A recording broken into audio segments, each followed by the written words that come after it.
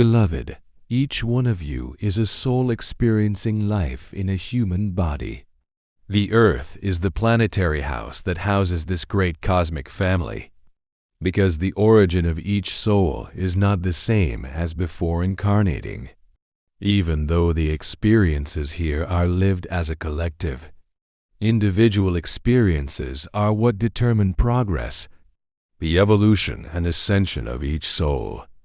The great cycle of trials and expiations is coming to an end, and a new time is rapidly approaching. Now we are in the last incarnation within the old system, and this is also the phase of planetary transition. The Terran school will move to the category of world of regeneration, where there will no longer be the pain and suffering that humanity has experienced up until now. It is a glorious moment for the souls incarnated on Earth. Everyone has learned the lessons, even though there is still part of humanity that is happy with attitudes and actions that do not comply with moral laws. This is the great risk that can endanger the Chie. Ascension. Watch and pray must be remembered now as never before. Some mistakes may be corrected, but big mistakes can put the soul in difficulties or even in need of mandatory rescues, which would prevent it from continuing on the new Earth.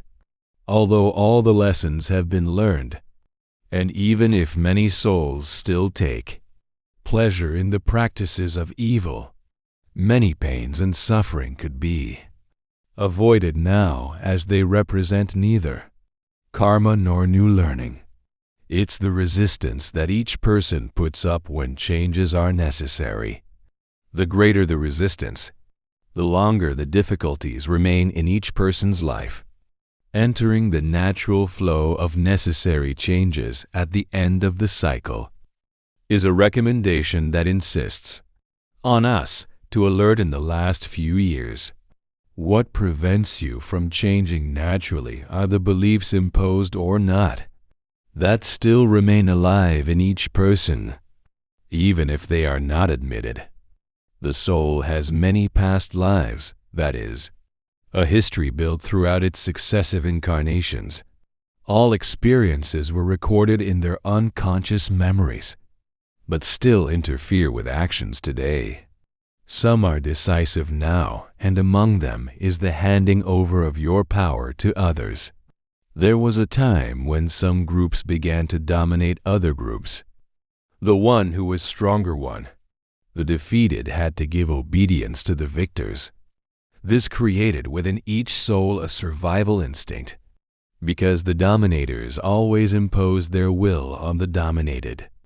The imposed obedience is the cause of all the evils that afflict humanity today.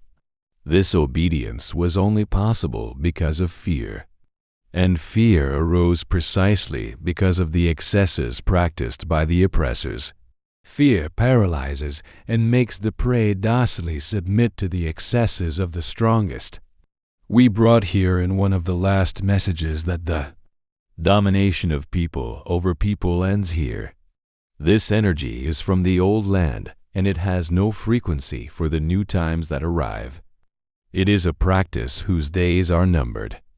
Even if it seems otherwise, there is an older text transcribed here whose title is "Do Not Hand Over Your Power."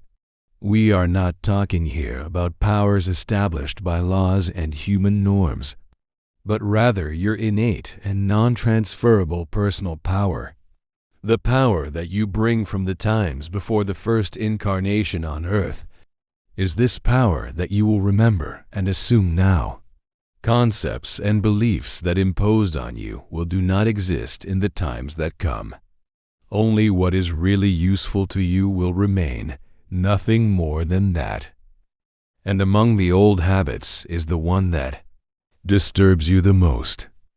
They have taught you that you must adjust to the interests of others in order to be accepted in the collective.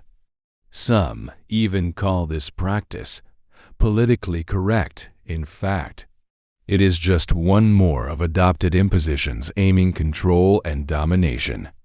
Do what makes you well. How many times you did the opposite to glad others? You left yourself in second place for being accepted in the group or in your doorsteps. You went against your own principles. For believing you shall give explanations to others, you contradict even what were more sacred in you. You scourge yourself all the time not because it was a chinna, karma created by yourself in actions from past lives, but simply because you gave your power to others. At this point, you started to live the lives of others and stopped living your own life. And what's worse, you stopped living your own experiences, precisely those that are decisive now, since we are in the last incarnation in the duality of the earth. Do what makes you well. All might, the laws must be respected.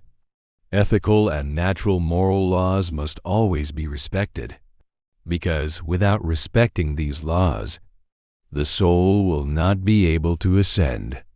Do what is good for you, always with the intention of doing good. This will never make you feel regretful and, most importantly, will enable you to learn the lessons that are still missing from your curriculum. Do what is good for you, and above all, it allows you to live your life to the fullest. Don't live other people's lives. It won't add anything to your learning. Remember that, on the contrary, you'll continue to put yourself under the domination of those that don't want your freedom. You learn nothing by living other people's lives. In fact, we could say that there is only one learning experience. You will learn that it wasn't worth it, because the other person's life is the other person's life and not yours.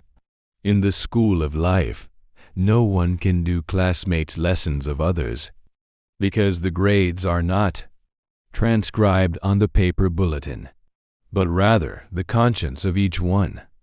You cannot build the conscience of the other, and neither can anyone build yours. Think about it while there is still time. I am Vital Frosi, and my mission is clarification. Namaste.